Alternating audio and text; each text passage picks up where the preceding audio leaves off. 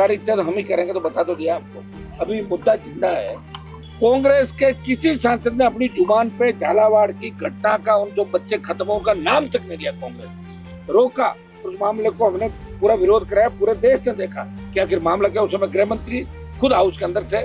देखिए 100 दिन निकल गए, चिंता नहीं करें, और एक तरीके से राजस्थान को अपमानित कर दिया। समय रहते अगर इसको नहीं हटाया तो भारतीय जनता पार्टी राजस्थान में खत्म हो जाएगी, इतना ही मैं कह सकता हूं।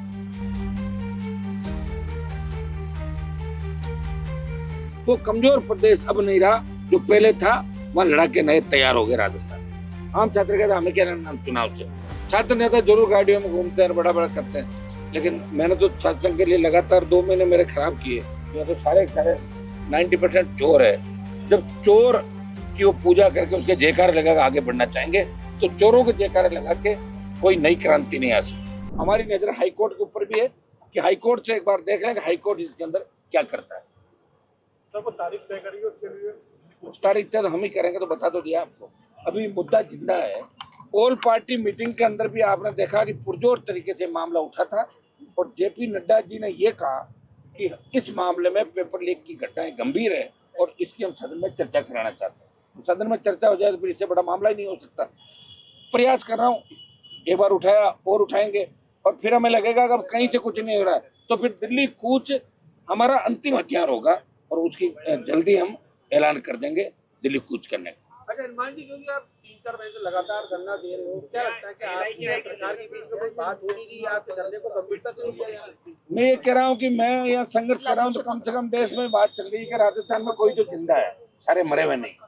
ये तो राजस्थान का तो मान बढ़ ही रहा है, क्या नुकसान क्या है। ये तो लग रहा है भाई सारे सेट नहीं हुए। अभी भी एक पार्टी है जो राजस्थान के सम्मान में लड़ रही है।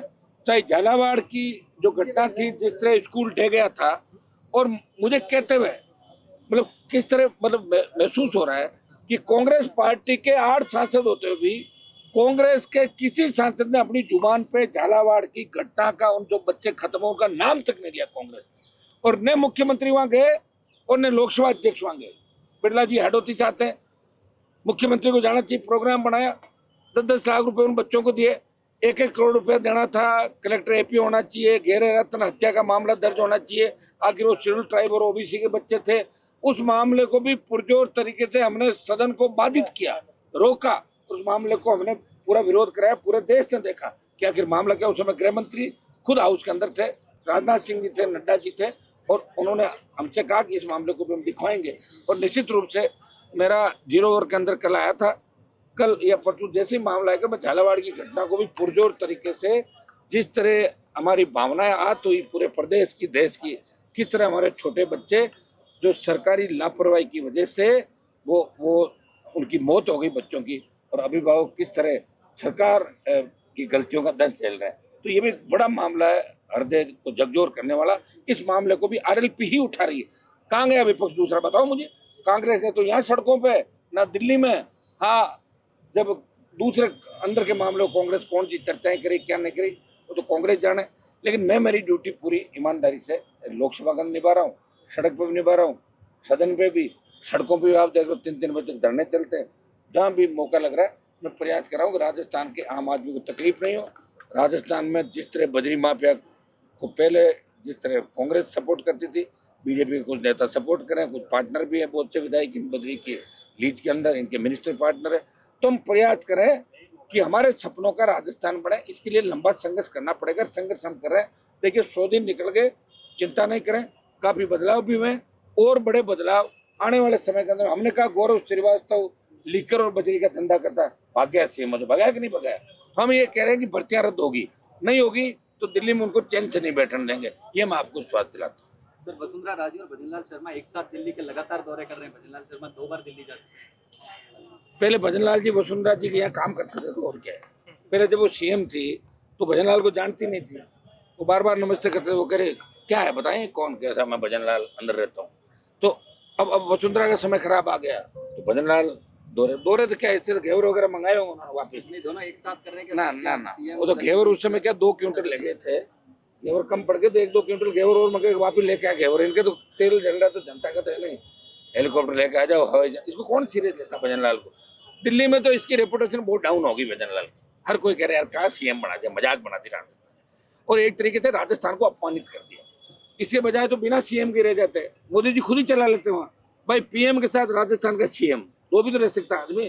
कई बार एडिशनल चार्ज नहीं देता किसी को, और कई व्यक्ति 3-3 चार्ज रखता है। इतना बड़ा हमारा अपमान कि एक नौसिखिए व्यक्ति को, जो दिन में 10 बार गलत बोलता है और जिसका पूरा परिवार प्रॉपर्टी डीलिंग का धंधा करता है, जिसके साले से लेके बेटे से लेके सारे लोग जमीनों, जो विवादित जमीनें उनमें इन्वॉल्व है, ऐसे व्यक्ति को राजस्थान में बिठा दिया। मैं कह रहा हूँ समय रहते अगर इसको नहीं हटाया तो भारतीय जनता पार्टी राजस्थान में खत्म हो जाएगी। इतना ही मैं कह सकता। सर दिल्ली में एसएससी प्रोटेस्ट साथ में साथ मार, कल मैं जाऊंगा वहां पे, उस मामले को भी उठाएंगे। देखिए सब जगह यही हो रहा है, लाठी और गोली के बल पर ही सरकार चली। ईडी सीबीआई, लाठी गोली। और मैं उनको धन्यवाद दूंगा, बच्चों को और शिक्षकों को, कि वो अपने हक की लड़ाई लड़ रहे हैं। और हक की लड़ाई लड़ते लड़ते लोगों ने बलिदान भी दे दिया। अगर भगत सिंह जी नहीं होते, बहुत से क्रांतिकारी नहीं होते, तो देश आजाद नहीं होता। अगर वो ये सोच लेते कि हम कौन से राज करेंगे, राज तो नेहरू को मिला था, तो फिर हमें आज़ादी नहीं मिलती। इसलिए लड़ना पड़ेगा।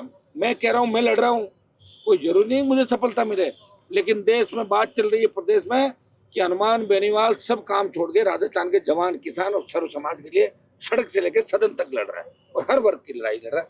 यही मैसेज हमें देना कि राजस्थान लड़ाका प्रदेश है, वो कमजोर प्रदेश अब नहीं रहा जो पहले था। वहाँ लड़ाके नए तैयार हो गए राजस्थान।